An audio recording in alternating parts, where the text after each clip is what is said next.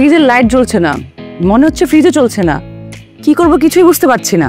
Fridge বন্ধ মনে হলে প্রথমে ফ্রিজের লাইটটা জ্বলছে কিনা সেটা চেক করতে হবে।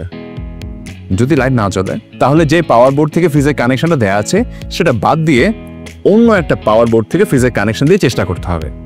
অনেক সময় লুজ কানেকশনের কারণে ফ্রিজ বন্ধ হতে পারে।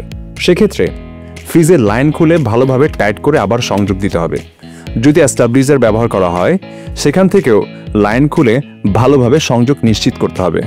তবে মনে রাখতে হবে ফ্রিজ কখনোই মাল্টিপ্লাগে চালানো উচিত না, কারণ মাল্টিপ্লাগ সঠিকভাবে ভোল্টেজ ধরে রাখতে পারে না।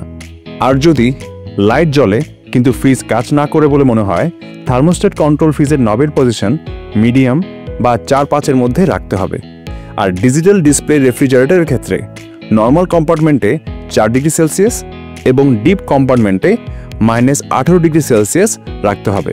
ফ্রিজ নির্দিষ্ট তাপমাত্রায় পৌঁছে গেলে কম্প্রেসার স্বয়ংক্রিয়ভাবেই বন্ধ হয়ে যায়। তখন কিছু সময়ের জন্য ফ্রিজ বন্ধ হয়ে গেছে বলে মনে হয়।